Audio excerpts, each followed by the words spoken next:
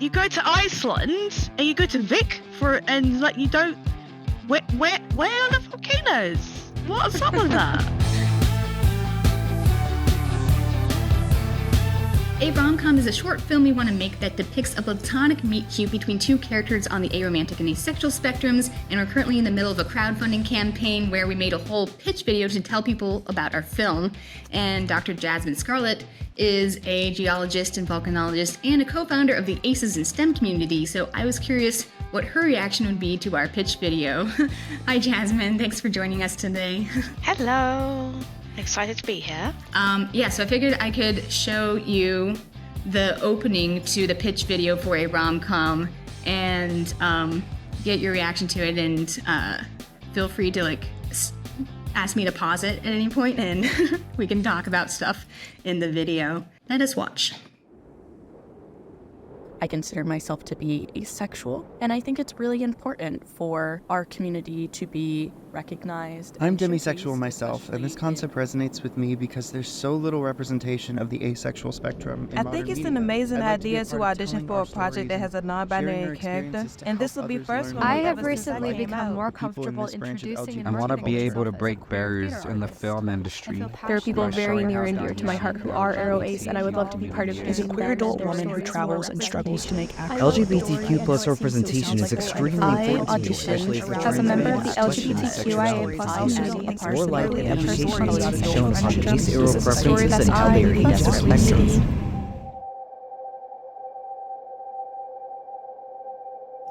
All right.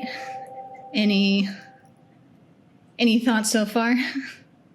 I liked how the fact that this feels like it's needed. Just the people saying, yeah, this looks like be something that would represent us in some way, shape or form, because what's available out there at the moment is not available. So hopefully it'll be really good in terms of that. In terms of like the location, obviously Iceland's a great place. I do like the camera shots of like the city. I'm assuming that's Reykjavik at the beginning, right? Yes. Yes, Yeah. it is. Reykjavik is just lovely. It's a lovely place. It looks good, and be excited to just see the landscape a bit more, because obviously I was focused on the voices and the messaging a bit more. But Were there any of the voices or messages that stood out to you, or was it kind of all just a blur kind of meshed together?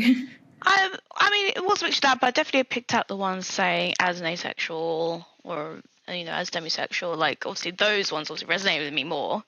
I obviously can't speak for those, obviously, on different gender identities, because I don't have those kind of things to grapple with. Like, I am comfortable in my gender orientation as a cisgender woman. But in terms of the aromantic and asexual kind of aspects, that I totally feel like yes, that's awesome and something I would resonate with. But just in general, it's just something LGBT plus focused and hopefully more positive, kind of like representation of the community in general. I think hopefully that comes across, and I'm very excited about that. It'd be nice to have more positive stories and have a bit of fun with it, sort of thing, not all the doom and gloom we usually get, and also all these stereotypes and the tropes that come with like being LGBTQ plus in film. So I kind of resonated with all of it, to be honest. Just nice to have something different, because if I'm being honest, I don't actually watch movies that much, mainly because of what is portrayed as whatever it is at the moment, and particularly like romantic kind of like stuff, like such I do not like it. So this would be nice. I would actually go and see this.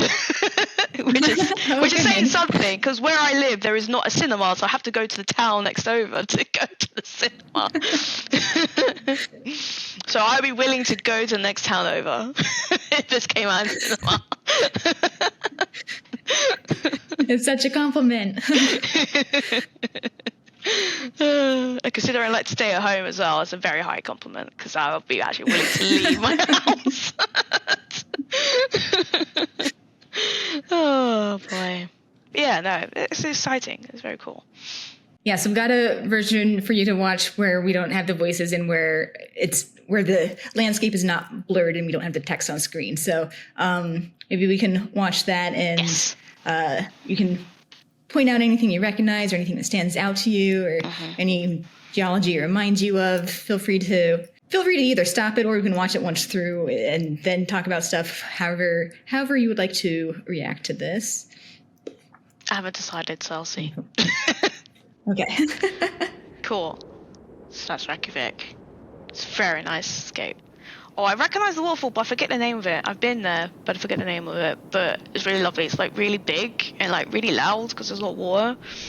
That also reminds me when I was in Iceland. Like we had like big like trucks and because it was a school field, like it was not school, university trip, and yeah, like got stuck in the middle of a blizzard. That was fun.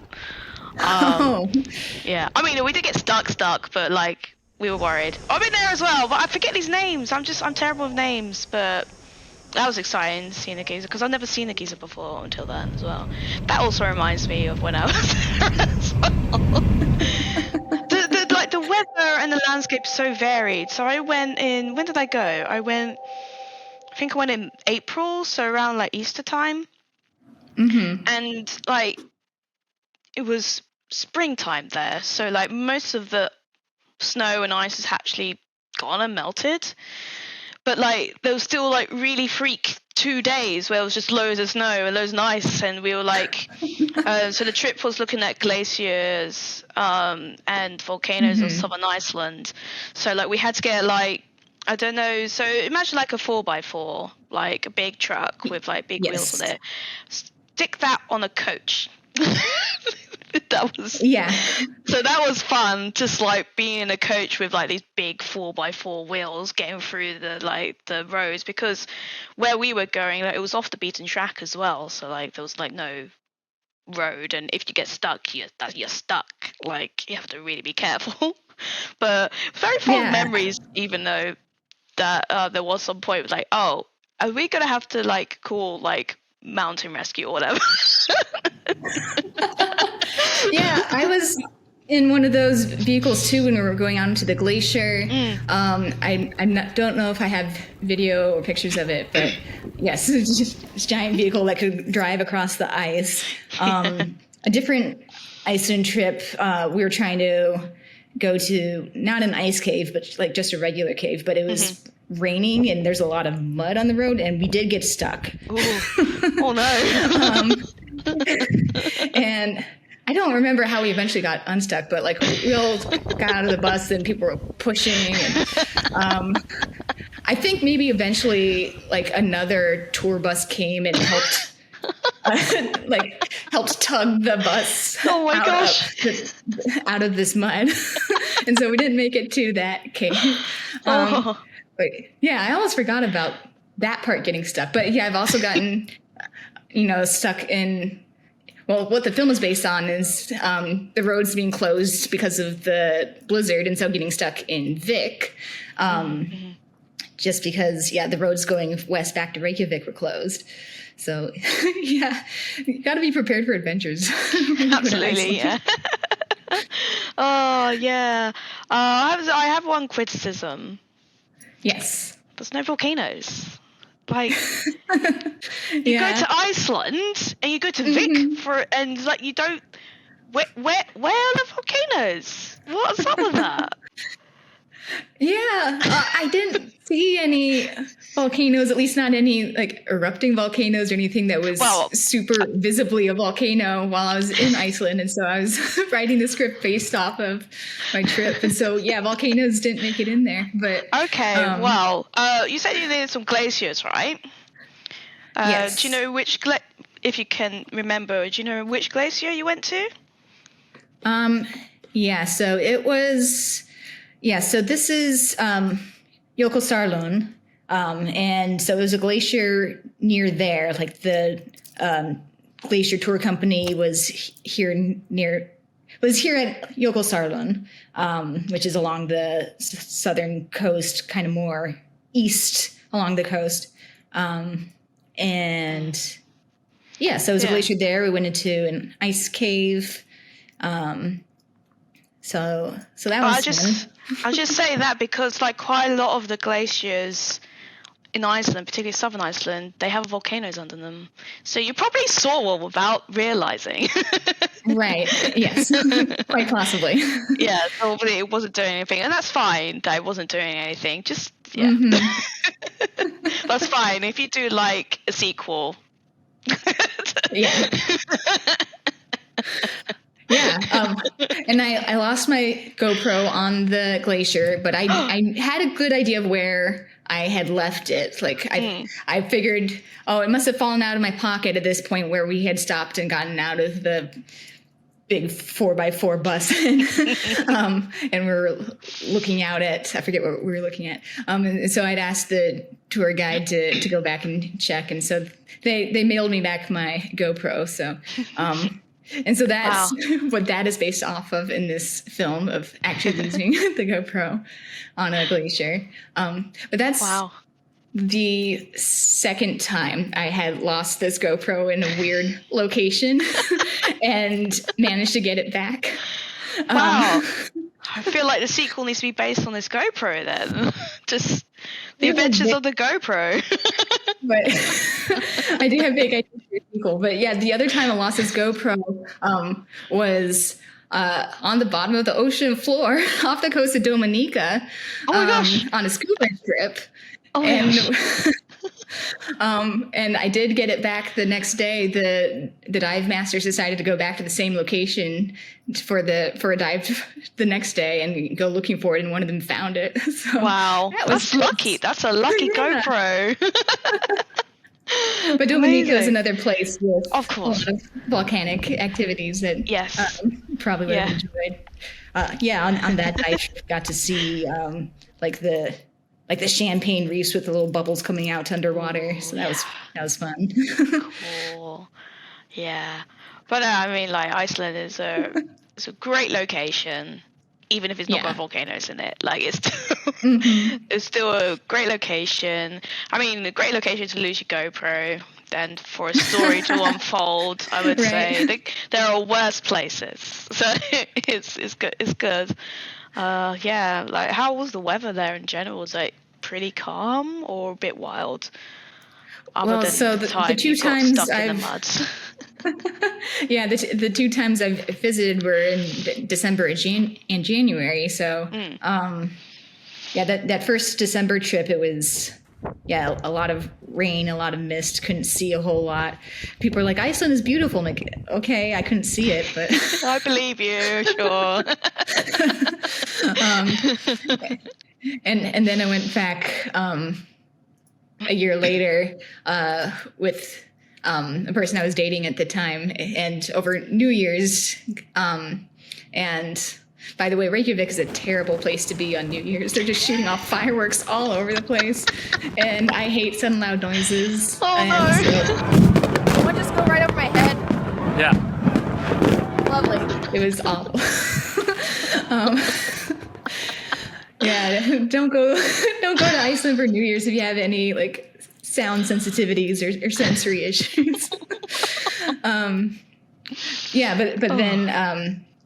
we drove along the southern ring road to go out to this reservation we had for the ice caves, I think the weather the day we were driving out was pretty nice, and sunshine, and you can see that in like let's see, like here was when we were driving out. Oh yes, yeah. I don't recognize that. Name is gonna bother me. Like, yes, I can show the name on the screen here. In editing, I don't. It's a very famous waterfall, but I don't remember the name off the top of my head either. Exactly, it's a very famous waterfall, and I can't remember the name. And but then the next day, the next morning was a lot of a lot of this weather. Yeah. And actually that morning when we were driving in the dark out to our 9 a.m. reservation for the ice cave tour, and the weather was like this in the dark. And my partner was driving our rental car at the time, and he drove us off the road. And that was scary because we couldn't see on either side of the road. And like sometimes there's like just ice on either side of the road. You don't know if it's land or if it's just ice. And so didn't know what we were driving into. Oh, gosh. And so, at that point, I'm like, move over, I'm driving. And they got us back onto the road. And we made our way to our glacier tour. Oh, boy. And and so the weather was still pretty snowy on the glacier tour. And then the weather was like this as we were driving back west after the glacier tour. And so that's why they closed the roads. But I do find the weather fascinating over there as well. Sometimes it can be really crazy, but then sometimes it can be absolutely glorious.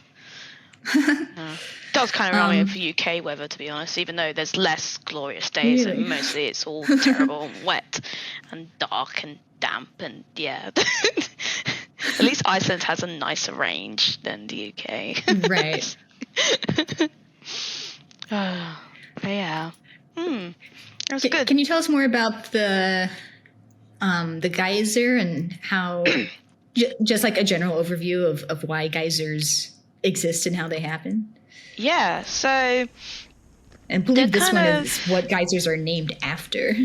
I think this is like... This geyser, I think his name is Geyser.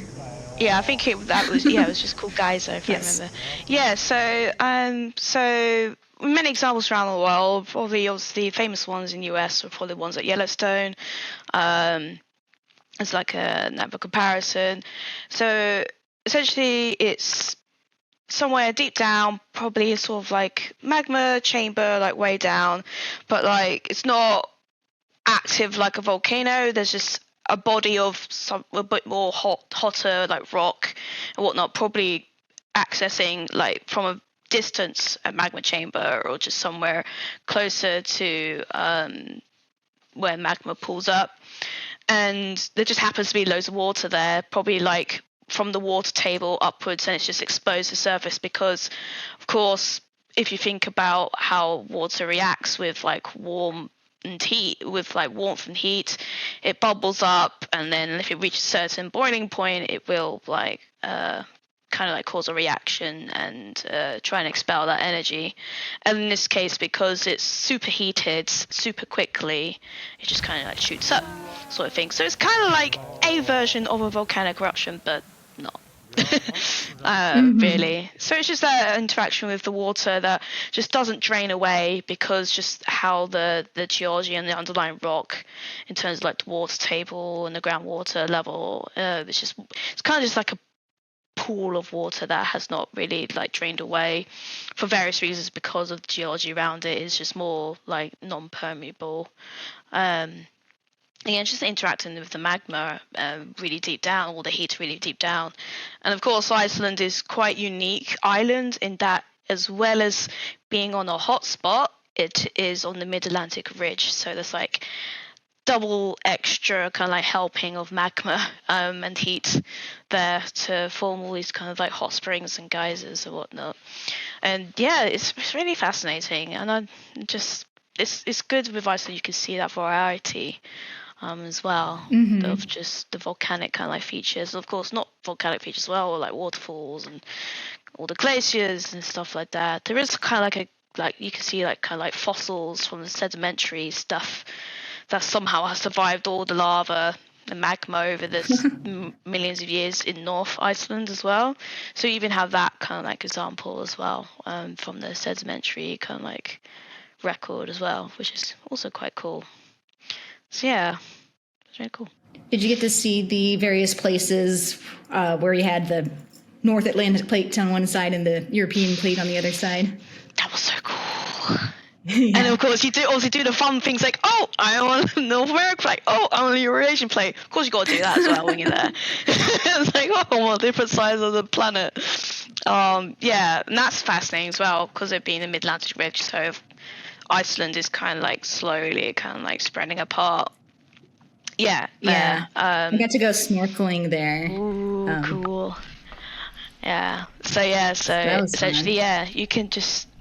You could just see like something that usually you would only see like way down the ocean floor, but with Iceland where it's placed, you can actually go scuba diving and go and see it, and even like stand on it as well. And I think that's really awesome. It's so cool. You didn't lose your GoPro there though, did you? No. You would definitely have lost it. It would have gone. Not necessarily. People are swimming down this all the time, and it's not super deep or anything. So. Yeah. Okay. Maybe true. I bet I wouldn't go and test it though. I've had good luck so far. Right. Yeah. Oh wow. Yeah. But yeah, this was the trip when it was just raining a lot of the time. So. Yeah. Makes me want to go back to Iceland now, but yeah, it's a pretty cool place. Yeah, and actually, really random. Actually, the other day, like literally a couple of days ago, I ended up helping an old lady like find the correct train to get on. Fortunately, we were both on the same train. She was from Iceland, and so we ended up talking about obviously volcanoes, but then like differences between Iceland volcanoes and Caribbean volcanoes, because that's where me and my family are from. And with the situation that's happening there currently, she said that she's had to have friends be evacuated there, and she's been like checking up on them every now and then. I was like, wow, that's crazy. And it was just such a big coincidence. Just like this little old lady called Eva. Hi, Eva. She was just so sweet, and we were just talking about volcanoes and everything like that, and so it was very good timing to talk about this because it's fresh in my mind. It just makes me want to go back, so I have to try and see if my friend is available and we go back, because it was me and her that explored southern Iceland after my university obligations were done. I decided to stay an extra week afterwards to explore a little bit more. So I guess I'll have to just go back.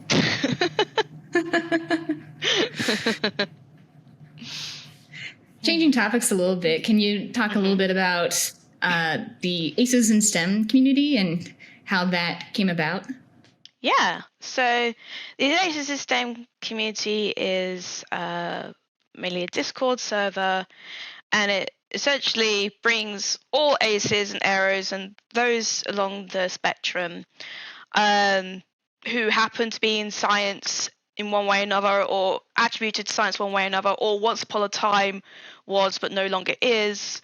It's kind of like become like a place kind of like exchanging experiences, kind of like answering questions, kind of like self-help, lots of jokes going about, because we have a meme channel. It's probably one of the most popular channels because it's come to my attention that Ace and Arrows are really good with memes, because pretty much obviously you take away the sexual orientation, the sexuality kind of stuff and the romantic kind of stuff, replaced with memes. So and how that came about is, so the other co-founder, Sarah Cosgriff, she did a podcast episode with her cousins in the US who are also queer in various other ways, and Sarah herself is ace.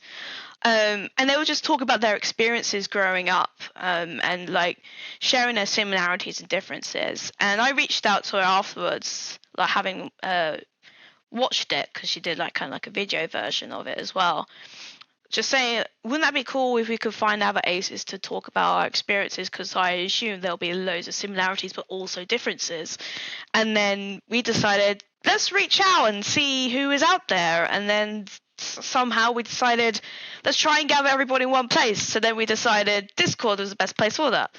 So that's been running for, I've lost track now, about a few years now. And it's going strong. It's definitely, like, I swear to God, it's like over 300 people strong now and keeps on growing. And it's crazy because, of course, people say, oh, there's not a lot of aces out there. Well, in this Discord, we probably have captured most of the world's population, probably. And it's great. It's a great community. It's all very wholesome. And everybody helps each other. Everyone encourages one another because, of course, not just talk about ace and aero topics. It's over to like gender and other kind of like LGBT plus orientations, intersecting with ace and aero experiences, race and ethnicity. Pretty much almost any topic is on the table. People like to give like book suggestions as well. It's like, is there any like kind of ace or aero characters they've come across? They like to share that with other people.